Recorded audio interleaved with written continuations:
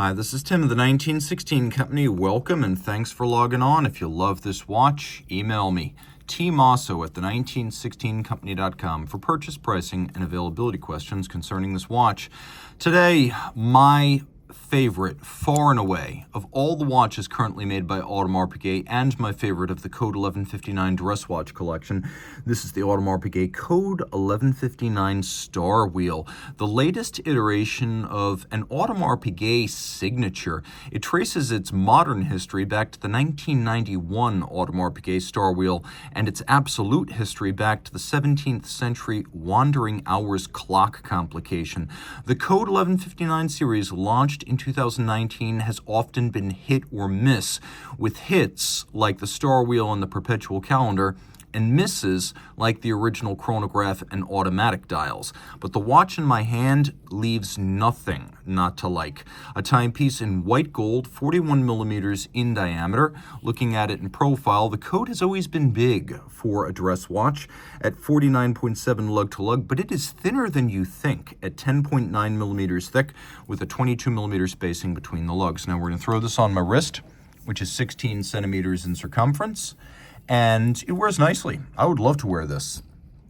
I do think that the one limitation is going to be the lug-to-lug, but it fits me. I would say if your wrist is my size or larger, imagine this being your wrist. If your wrist is my size, game on. 16 centimeters circumference and up, you're going to find that this watch fits just fine. And I'm pulling the strap pretty tight too. But look at it in profile. Well, it appears very sheer, and it is. It's not thick. At under 11 millimeters, it will easily slide underneath a dress cuff.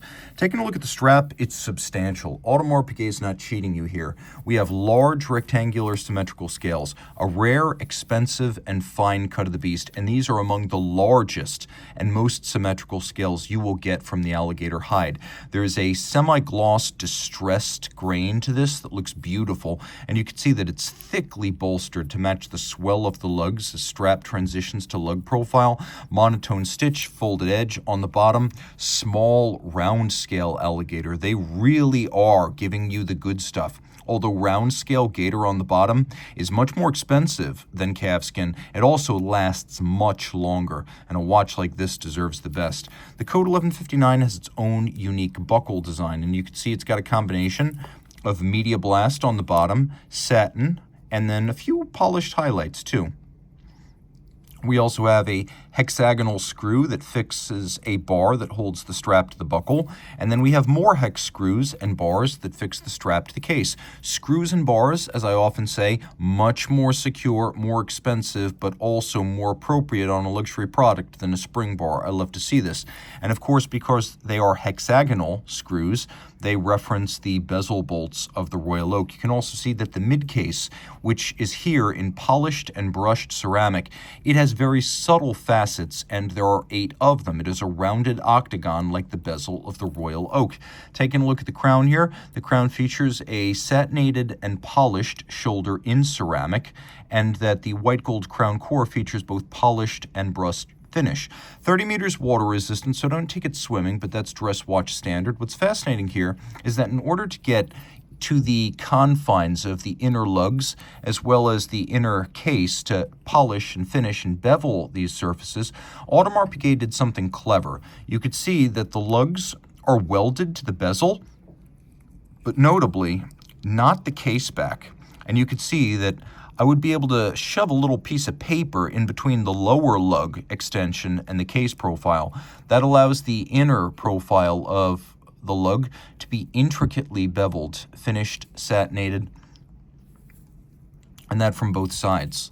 It also allows detailing of the case, such as this polished lip that runs all the way around. That's done because you don't actually add the lugs until the bezel comes down on top. Now, as you can see, the bezel and the lugs are all one piece, and there is effectively no separate bezel structure here. And as a result, the seam is between the ceramic and the white gold. There's no seam up here. and then the bezel is so thin that when viewed from the front, it's just a silver halo. It's almost a bezel-less watch.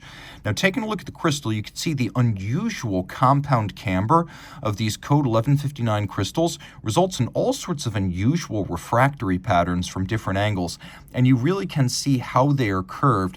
There's curve from end to end. There's a sort of dihedral from the center out to the edge. It's very unusual, and it really does emphasize how detail-oriented the Code 11.59 is. All of its nooks, crannies, and unique quirks can be lost if you're just looking at an internet photo like this.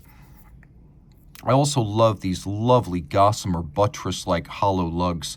Taking a look at the dial now, you can see the primary dial is aventurine glass below, which is a type of enamel. Then we've got this gloss track outboard for reading our seconds. Because the watch does have running center seconds, we have a hacking function, so we can hack our seconds and set this watch to a reference time to second. We also have aluminum PVD blackened discs for the time-telling system, and I'll show you how that works in a moment.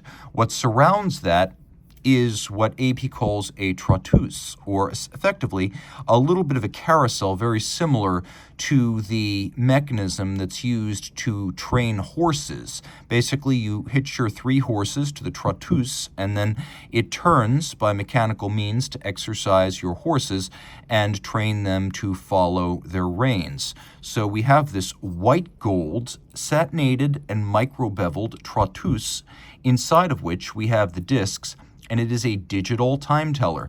The Starwheel uses a combination of star wheels and spring jumpers to rotate the correct hour into position. So what happens is the outgoing hour exits stage right, and the incoming hour on the linear scale enters stage left. So you can see how there's that little black index on the trotteuse, and it points to 00. That means you are looking at 8 o'clock. Now, as it continues its journey, you're looking at 8:10. Now, you're looking at 8:35. Just like that, the other carousel discs are always pirouetting to ensure, via the jumper springs and the unseen star wheels, that they rotate correctly.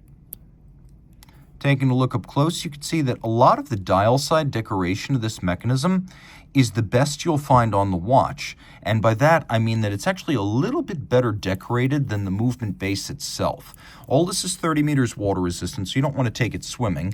But on the back, we have a movement that's based on the standard Audemars Piguet automatic series. You can see this one goes by 4310, 32 millimeters in diameter. It's properly sized for a large case back, and that's all to its credit. 4 hertz beat rate, 70-hour power reserve. It's got ceramic ball bearings to improve winding efficiency, and you can see it's got a full balance bridge and a free-sprung balance for shock resistance. This movement was conceived as a base caliber for the Royal Oak offshores, so it was designed to be very, very tough indeed. You can see it pivots on 32 joules, and as demonstrated early, that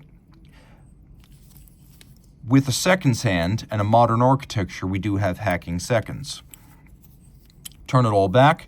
You can see that we've got a handsome combination, a medley of manual finishing and mechanical finishing, which is standard in this price point, but it's quite attractive and deserves to be looped. Now, what really sets it apart is the rotor itself. The rotor has been hand decorated, and as a result, we see these deeply drawn interior angles on the rotor where bevels meet. So the rotor features beveling, satination, and mirror polishing, each one exquisitely executed by hand. And then we've got solarization of the ball bearing at center, which looks great. Stripes across the bridges. All screw heads have been mirror polished. We have a nice tight and concentric engine turning on the base plates, satination on the wheels, and it looks quite beautiful. You can see we've even got a little bit of solarization on some of the intermediate wheels over by the crown. A beautiful watch and one of AP's absolute best. If I could own any AP in production today, it would be this. It's a personal favorite of mine. I would love it to be a personal favorite of yours. And look at the attention to detail. The screws fixing these carousels, each one is shaped like a star. And this is a star of the AP lineup.